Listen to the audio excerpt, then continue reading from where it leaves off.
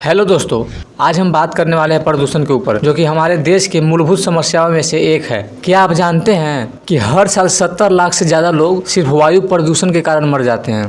ये इतनी भयानक समस्या है कि इस पे अगर अभी रोक नहीं लगाया जाए तो हमारी आने वाली पीढ़ी इससे बुरी तरह प्रभावित होगी। जरा सोचिए कि एक बच्चा सुबह उठता है और स्कूल जाता है, लेकिन उसे मास्क पहनना पड़ता है क्योंकि हवा इतनी गंदी हो चुकी है कि अगर वो खुली हवा में सांस ले ले तो उसे फेफड़ा का कैंसर और उसे अन्य तरह की समस्याओं का सामना करना पड़ेगा। तो क्या हम यही भविष्य अपने युवा पीढ़ी को देने जा रहे हैं? तो आइए आज इसी पे बात करते हैं कि वायु प्रदूषण को कैसे रोका जाए और ये कितनी खतरनाक हो सकती है हमारे लिए। तो सबसे पहले हम यह समझते हैं ना कि वायु प्रदूषण का मतलब क्या है। तो सिंपल शब्दों में अगर मैं बताऊं तो हमारे वातावरण में ऐसे हानिकारक पदार्थों का मिल जाना जो हमारी सेहत और प्राकृतिक दोनों के लिए नुकसानदायक हो, उसे ही हम वायु प्रदूषण कहते हैं। और यह एक साइलेंट किलर की तरह काम करता है जो कि धीरे धीरे करके लोगों को मारता है। ऐसा नहीं होगा कि आप गंदी वायु में सांस ले ले तो आप तुरंत मर जाओगे। धीरे धीरे करके आपको कभी फेफड़ों का कैंसर तो कभी ब्लड कैंसर और अन्य तरह की समस्याओं का सामना करना पड़ेगा, जिससे आपकी परेशानी दिन प्रतिदिन बढ़ती जाएगी और अंत में कहीं आप एक दर्दनाक मौत का सामना करोगे। तो आइए समझते हैं कि प्रदूषण होता कैसे है, हमारे वातावरण में प्रदूषण फैलता कैसे है,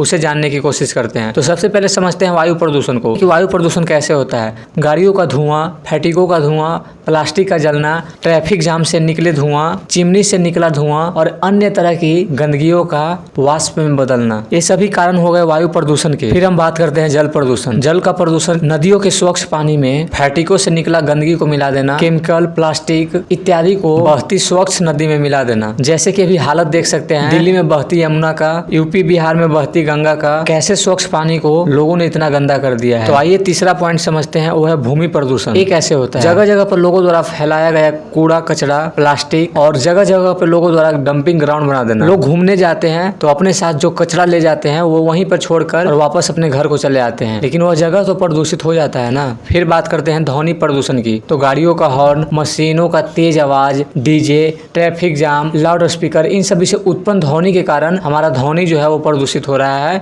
यानी वो उसमें भी गंदगी मिल रहा है। और इन प्रदूषण के कारण ही हमें जो है अन्य तरह की बीमारियां होती है, जैसे सांस का बीमारी हो गया, कैंसर हो गया, दिल की समस्या हो गया, जानवरों और पक्षियों की ज्यादातर मौत, ग्लोबल वार्मिंग का सामना करना, जलवायु परिवर्तन, गर्मी का तेजी से बढ़ना और अन्य तरह की समस्या का सामना हमें करना पड़ रहा है। तो अंत में हम बात करते हैं कि प्रदूषण को रोकने का उपाय क्या हो सकता है। तो सबसे ज्यादा महत्वपूर्ण चीज है लोगों में समझ, क्योंकि अगर लोगों में समझ न हो तो आप कितना भी कोशिश कर लो, कितना भी नियम कानून बना लो, प्रदूषण नहीं रुक सकता। लेकिन व्यक्तिगत तौर पे आप एक समझदार इंसान बनिए और फिर ज्यादा से ज्यादा पेड़ लगाइए, प्लास्टिक का कम इस्तेमाल कीजिए, पब्लिक ट्रांसपोर्ट का ज्यादा इस्तेमाल कीजिए, कचरा सही जगह डाले और सबसे जरूरी अपने लेवल पे जागरूकता फैलाएं। क्योंकि दोस्तों प्रदूषण से लड़ना सिर्फ सरकार का जिम्मेवारी नहीं है, ये हम सबका कर्तव्य है। अगर हम सब छोटे छोटे कदम उठाएं तो धरती को बचाया जा सकता है। अगर आप चाहते हैं कि आने वाले पीढ़ी को साफ हवा, साफ पानी मिल सके तो इस वीडियो को शेयर कीजिए और चैनल को सब्सक्राइब कीजिए और प्रदूषण को रोकने में मदद कीजिए। धन्यवाद।